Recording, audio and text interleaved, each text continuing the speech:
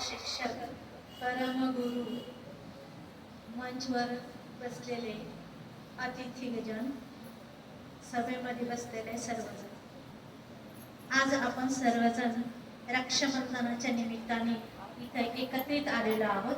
आवाज येतोय?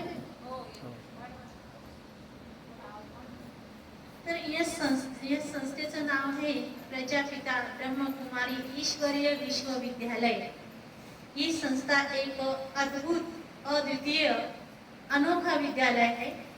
याची स्थापना स्वयं विश्व निर्माता परमपिता परमात्मा यांनी दादा लेकराज यांच्या साकार शरीराद्वारे 1937 मध्ये हैदराबाद सिंध पाकिस्तान मध्ये केलेली आहे।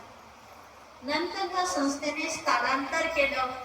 1951 ला ही संस्था माउंट आबू राजस्थान इथं स्थायिक झाली। या संस्थेचं